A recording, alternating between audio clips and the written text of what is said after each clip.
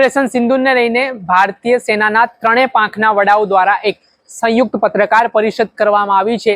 આ પત્રકાર પરિષદ દરમિયાન તેમણે આ જે પરિસ્થિતિનું નિર્માણ થયું હતું ભારત અને પાકિસ્તાન વચ્ચે તેને લઈને વિગતવાર માહિતી આપી છે। જે જગ્યાએ પાકિસ્તાન દ્વારા ભારત ઉપર હુમલા કરવામાં આવે અને વળતા જવાબમાં ભારતીય સેના દ્વારા પણ જડબાતોડ કાર્યવાહી કરીને પાકિસ્તાનના ડ્રોન હુમલાને નિષ્ફળ બનાવ્યા, સાથે જવાબી કાર્યવાહી જે કરવામાં આવી તેને લઈને ત્રણેય પાંખના વડા દ્વારા વિગતવાર માહિતી આપવામાં આવી છે। સાથે જે રીતે પાકિસ્તાન દ્વારા કૃત્ય કરવામાં આવી રહ્યા છે, હરકતો કરવામાં આવી રહી છે તે બાબતને લઈને પણ તેઓ માહિતી આપી રહ્યા છે।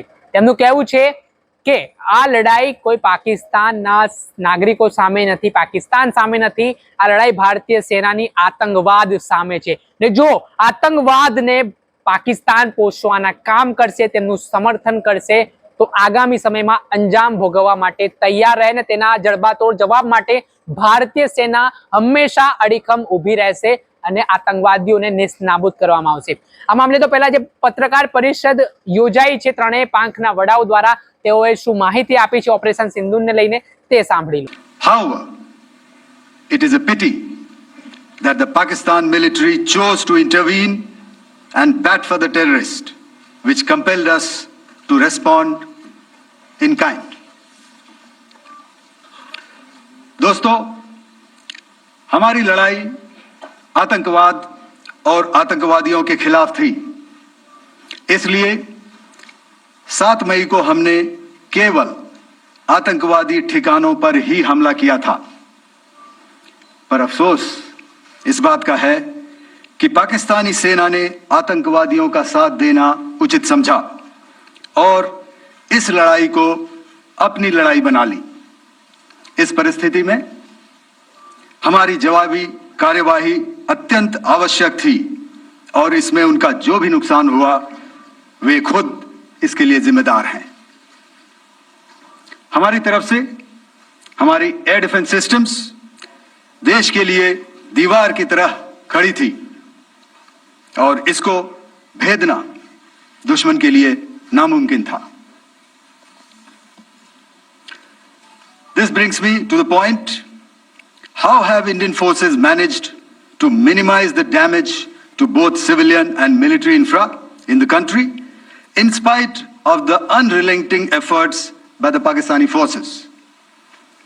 मैं आज आप सब के साथ भारतीय सेना के एयर डिफेंस मेजर्स जो कि हमने इंडियन एयरफोर्स के साथ मिलजुल कर तालमेल में लिए, उसके बारे में कुछ बातचीत करूंगा। इस विषय में मैंने कल भी कुछ टिप्पणी करी थी, लेकिन आज मैं इस युद्ध के अहम एस्पेक्ट के बारे में आपको थोड़ा और पर्सपेक्टिव देना चाहता हूं। हमें एयर डिफेंस ऑपरेशन सिंदूर के एयर डिफेंस की कार्रवाई को एक कॉन्टेक्स्ट में समझने की आवश्यकता है। मैंने आपको कल बताया था कि पिछले कुछ सालों में आतंक की गतिविधियों का कैरेक्टर जो है उसमें कुछ बदलाव आ रहा था। अब हमारी मिलिट्री के साथ साथ मासूम सिविलियंस जो कि अपना बचाव करने में विफल थे, उन पर भी हमले हो रहे थे। 2024 में जम्मू सेक्टर में शिवखोरी मंदिर को जाते हुए यात्री और इस साल अप्रैल में पहलगाम में मासूम पर्यटक इस खतरनाक ट्रेंड के विशेष उदाहरण हैं। पहलगाम तक पाप का यह घड़ा भर चुका था। उसके बाद जो हुआ उसके बारे में हम कल विस्तार में बातचीत कर चुके हैं, क्योंकि आतंकियों पर हमारे सटीक हमले लाइन ऑफ कंट्रोल और इंटरनेशनल बाउंड्री को पार करे बिना किए गए थे। हमें पूरा अंदेशा था कि पाकिस्तान का वार भी बॉर्डर के उस पार से ही होगा।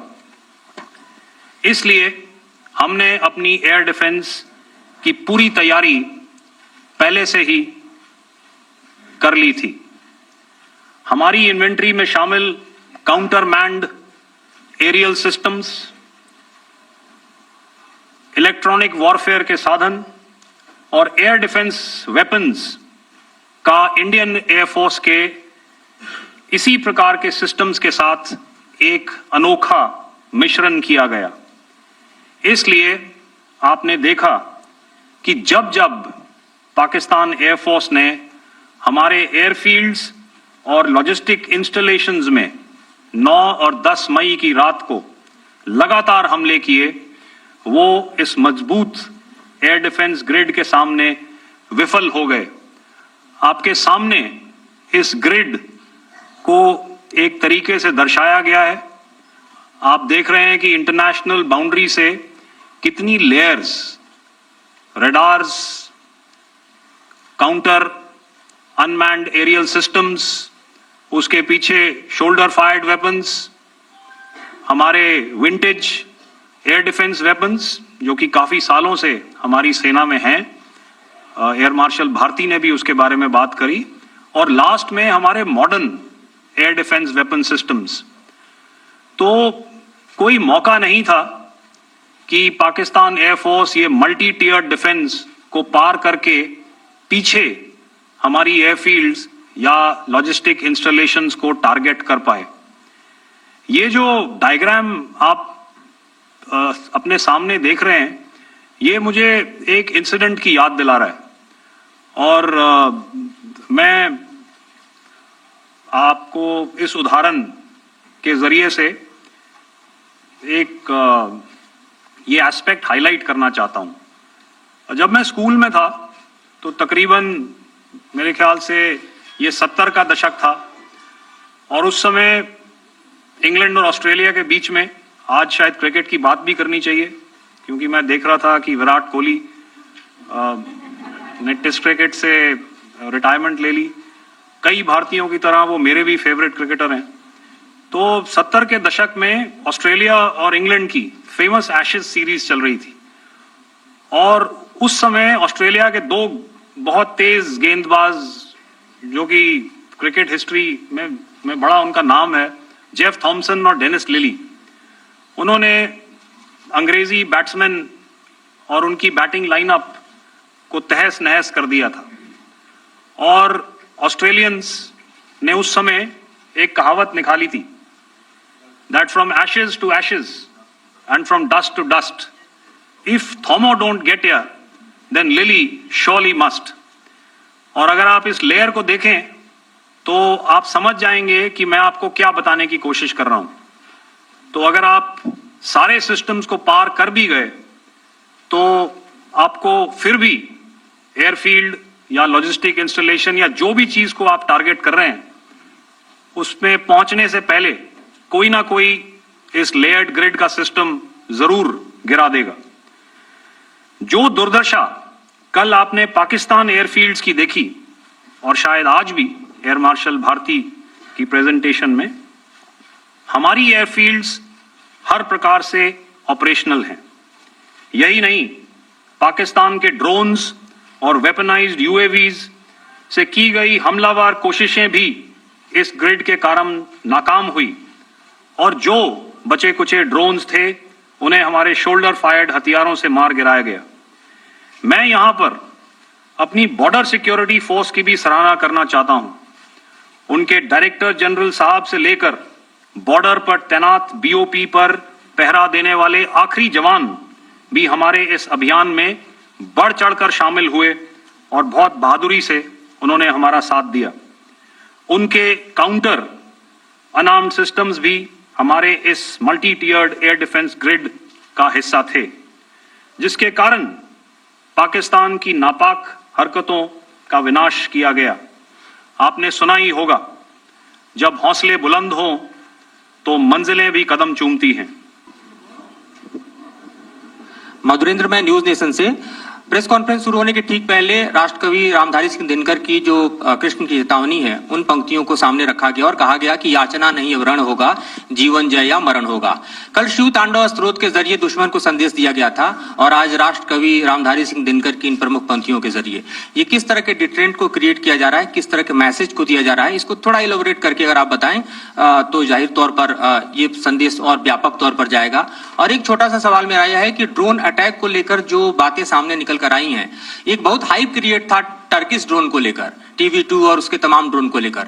ऐसा लगता है कि वो हाइप और ओवररेटेड ड्रोन जो है वो भारत में धराशायी हो गया, एक मैसेज दुनिया को चला गया कि अब हाइब्रिड वॉरफेयर में इसकी औकात नहीं बची है।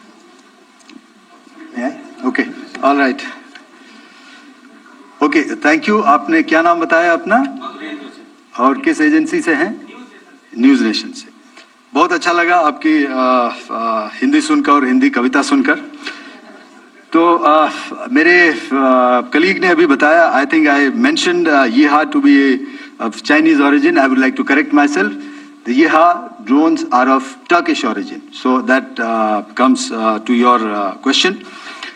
ऑलराइट, चूंकि आपने शुरू किया श्री रामधारी सिंह दिनकर जी की कविता से, हमारे राष्ट्र कवि रहे हैं, और क्या संदेश दिया जा रहा है, तो मैं बस आपको रामचरितमानस की एक कुछ पंक्ति याद दिलाऊंगा, आप समझ जाएंगे।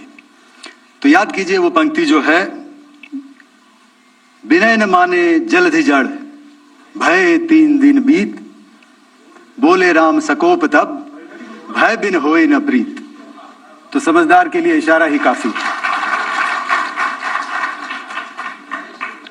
और जहां तक ये ड्रोन, टर्किश ड्रोन्स का सवाल है, आपने देखा किस तरह के रेकेज यहाँ पे फोटोग्राफ्स हमने दिखाए हैं, चाहे वो टर्किश ड्रोन्स हो या और कहीं के भी ड्रोन्स हो। हमारे काउंटर यूएस सिस्टम्स, हमारे ट्रेन्ड एयर डिफेंस ऑपरेटर्स पूरी तरह सक्षम हैं, और हमारी देश की जो इंडिजिनस कैपेबिलिटी है काउंटर यूएस के लिए, उसने दिखा दिया है कि चाहे किसी भी तरह की टेक्नोलॉजी आ जाए, हम उसको काउंटर करने के लिए तैयार हैं। और मुझे बोलने की ज्यादा जरूरत नहीं है, आपने खुद ही अपनी आंखों से देखा है हमने इनका क्या हश्र किया है। धन्यवाद। ऑलराइट, 226।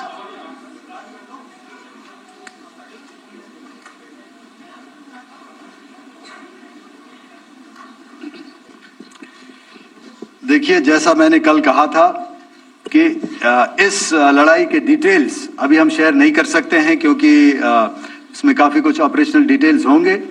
कितने जहाज थे दोनों तरफ से, किस तरह की लड़ाई हुई, you know, these are questions of technical details which we may not be able to share firstly, and which may not be able to share to explain to you the way it needs to be explained. Suffice to say कि yes, ये एक दूसरी तरह का warfare था, and it is bound to happen.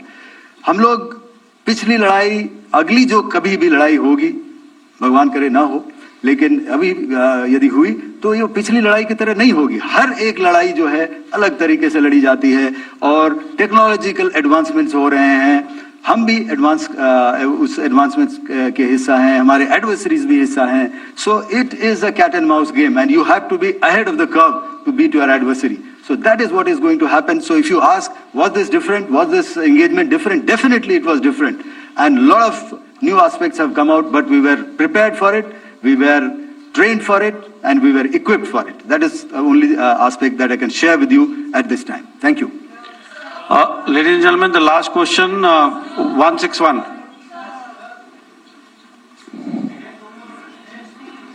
वैष्णवजन तो तेने कहिए जे पीड़ पराई